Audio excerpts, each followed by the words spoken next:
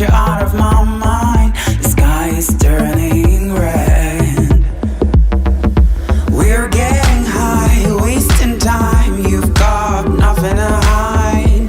I'm calling you insane. I'm calling, cold.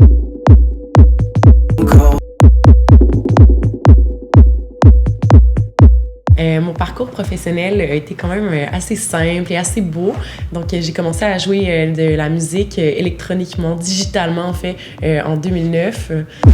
Ça s'est fait un peu tout seul parce que des filles, ben, comme on sait, il y en a pas tellement qui font ça. Donc, quand il y en a une qui veut s'essayer, généralement, elle est bien accueillie. Je pense que les filles sont un peu intimidées de ce milieu-là parce que, en fait, c'est beaucoup de vitesse, de rapidité, de compétition. C'est le monde du party, de se coucher tard, d'endurer beaucoup de situations assez awkward.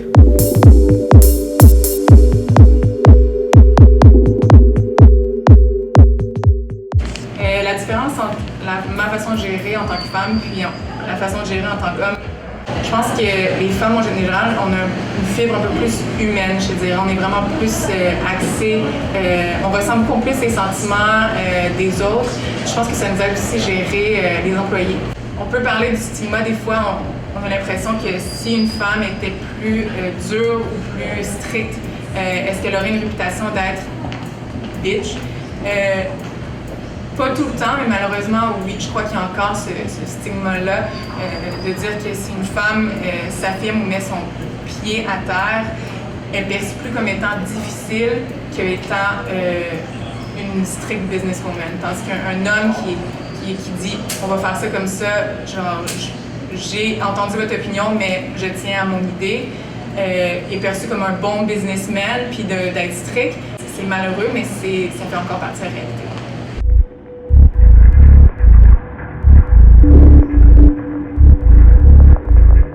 En tant que femme, on n'aide pas à renforcer, puis je pense que notre travail dans le futur, c'est en train de se faire maintenant. Je pense qu'il y a un mouvement féministe qui est en train de renaître du côté qu'entre femmes, on doit s'entraider à avoir plus confiance en nous et de justement montrer que la personnalité qu'on a en affaires, ça fonctionne.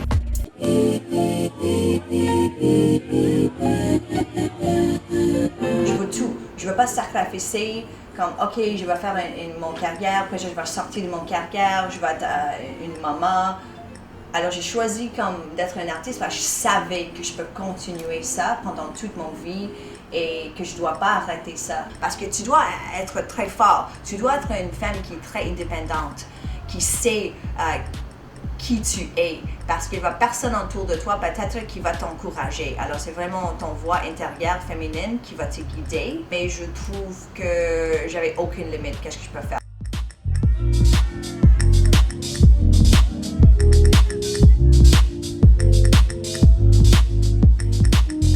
Je pense aussi que les médias,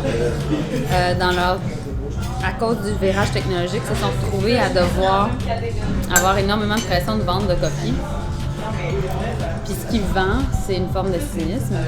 Puis ce qui vend aussi, c'est beaucoup tout ce qui est, comment je pourrais dire, du commentaire. Puis pour avoir du commentaire qui vend, il faut que tu aies une opinion tranchée. Simple. On essaie de m'accoler très souvent une étiquette. Je pense qu'il y a une dichotomie entre l'étiquette qu'on m'accole et la personne que je suis. Moi, je pense qu'on est rendu dans une nouvelle version du féminisme où c'est pas tant... on est à une sorte... Il y a une recherche d'authenticité. Donc, c'est ça qui est le plus important. De faire en sorte qu'on puisse être un leader ou occuper un poste décisionnel important, mais en même temps de se respecter soi-même. Et je pense que ce qui frustre parfois les femmes, les jeunes femmes en particulier, c'est de devoir nécessairement faire plus de compromis sur leur vie, sur leur personnalité, sur leurs émotions, alors que peut-être que c'est pas le cas pour leurs collègues masculins.